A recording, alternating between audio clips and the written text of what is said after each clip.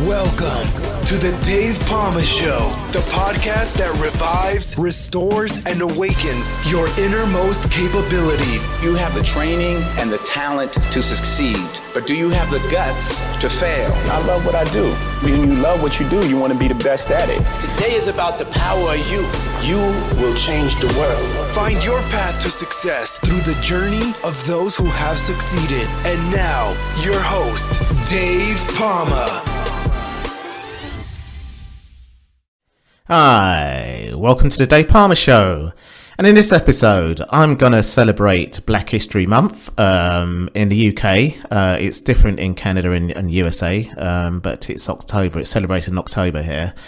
And I just want to celebrate one person in particular now, who is a bit of an unsung hero, but is I consider a hero and a role model in my childhood and during my young adult days. In fact, throughout up to now, the late his name is Arthur Wint, the late Arthur Wint, and the reason why I see him as a hero, while I was a teenager, especially. And a young kid, was because he was an athlete, and I used athletics as a way out because life wasn't really that good for me until about the age of 10 when I did my first sports day and took up athletics. And I was an undiagnosed dyslexic kid, so things weren't great at school, things weren't great for me in the home. I was glad to sort of be out the home, so I was a bit of a lost kid. And looking to role models outside the home and outside the school even. And so you look at people like Muhammad Ali, who was big in those days, other political figures. Obviously, there was Martin Luther King and a lot of big names. But Arthur Wint was the world record holder. He broke the world record at Wembley Stadium, where England won the World Cup in 1966. So that was bantered around a lot. But, that was a good sport for me to take part in. But I wasn't good enough. But I was good enough for athletics, a reasonable level. So Arthur Wint was not only an athlete. He did the same event as me, 400 and 800. He was world record holder. He broke the world record at the Olympic Games in London, but he also came second in the 800 at the Olympics twice. My time wasn't that far off his. I think it was about a second and a half away from his best time. So that's something to say. And I think when I was a junior, it was a similar kind of junior times he ran as a junior as me. So he was also... we've got Remembrance Day coming up, where they celebrate the veterans when UK won the war, if you like. Britain won the war, the Battle of Britain or whatever. We call it Remembrance Sunday, which is celebrated on November the 11th. And he got enlisted from Jamaica as an RAF pilot. So he fought the war in a Spitfire, one of the most famous planes then, and it's still celebrated now in the museums and all around the world it's known. He was a pilot there and a senior officer, and then he got sponsorship and became, trained as a doctor at one of the most famous hospitals where I'm a patient, actually a heart patient, St. Bartholomew's. So that's amazing. That's amazing. I've done some things. I'm sure people know me well enough, what I've done in my life. You can read up my bio and everything. And training to become a doctor is difficult. Training to become an Olympic athlete is difficult. Training to be a Royal Air Force pilot and fighting during the World War is difficult as well. So, yet, Arthur Wint did not one, but all three of these things, and sometimes at the same time. He was born in Jamaica in 1920. And he showed promise as an athlete from a young age. So when he was 17, he was named as the Jamaican Boy Athlete of the Year, an accolade he proved he deserved when he took home the gold in the 800 metres at the Central American Games the following year. Fast forwarding to 1942, when the RAF began to recruit people from the British colonies to help with the Second World War effort, Arthur Wint, along with his two brothers, signed up to the British Commonwealth Air Training Plan and was sent to Canada from training. So from there, he continued to demonstrate his athletics prowess by winning the Canadian 400 metre race and setting a new world record. He then gained his wings from the RAF in 1944, after which he was sent to Britain, where he took part in active service as a Spitfire pilot. For a few years after the World War ended,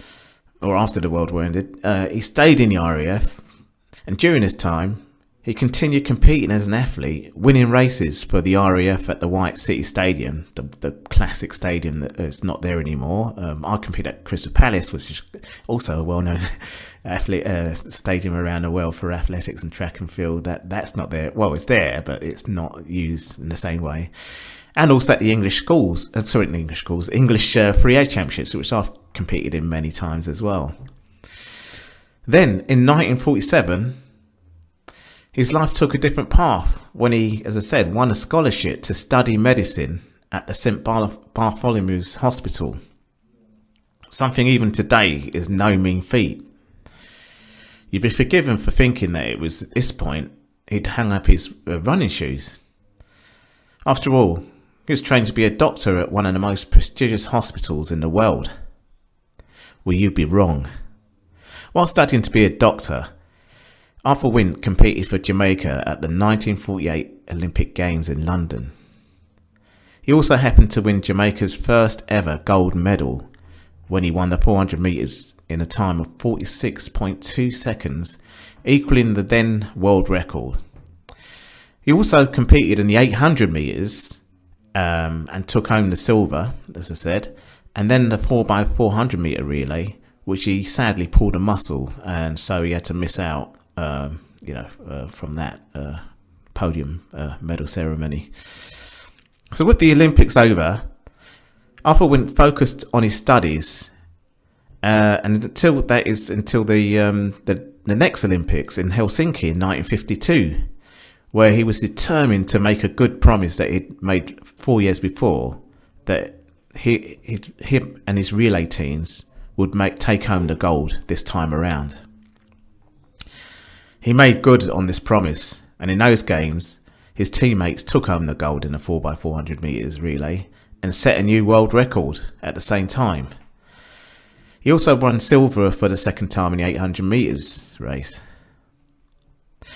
So in 1953, he finally qualified as a doctor from St. Bartholomew's Hospital, and he ran his final race in Wembley Stadium that year. And the following year, the Queen of England, made him a member of the British Empire. And in 1955, he returned to his home country, Jamaica, specifically the Hanover Parish. There, he worked as the parish only doctor and surgeon until around 1974. And that's around the time when I was at primary school, struggling until I took part in that first sports day around that time, 1974. So you can see my life kind of like turning, sports and fitness is a way out for me. I mean, it's something you can obviously achieve great things, but it also improves your life whether or not, it's good for health, your mind, your body. But anyway, 1974, at this time, he returned to England, where he served as Jamaica's High Commissioner to Britain. Not one to be content doing only one thing at a time, he also served as Jamaica's ambassador to Sweden and Denmark during this period. After a 4-year stint as a diplomat, Arthur Wint went back to his medical roots. He returned to Jamaica in 1978, where he worked at Linstead Hospital as the senior medical officer and surgeon until 1985. He sadly died in Linstead in 1992 at the age of 72, and was survived by his wife and 3 daughters.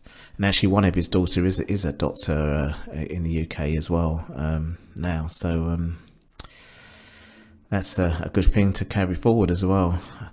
But throughout his career, Arthur Wint was known to many as the gentle giant. I'm much shorter than him, so I was probably the gentle midget. No, just kidding. And while he was perhaps best known for his athletics ability, we can't look past the amazing work he did as a doctor. He received a scholarship to one of the best medical hospitals in the country, graduated, and then used his skills and education to improve the health of people in his own country, acting as the sole medical professional for a village and caring for their needs. And that's what Black History is all about. Taking the time to educate ourselves and remember pioneers and trailblazers like 6'5" tall Arthur Wint, who no doubt faced challenges and prejudice and appeared to take everything in his enormous stride. That's all for this episode. Thanks for listening, and remember, if you want to support what we do, then share, subscribe, and leave a review over on Apple Podcasts, or head over to my website, davepalmer.com, and click on Rate Show. Well, that's all for now, but I'll see you in the next episode of The Dave Pamah Show. Follow us on Facebook, Twitter, and Instagram.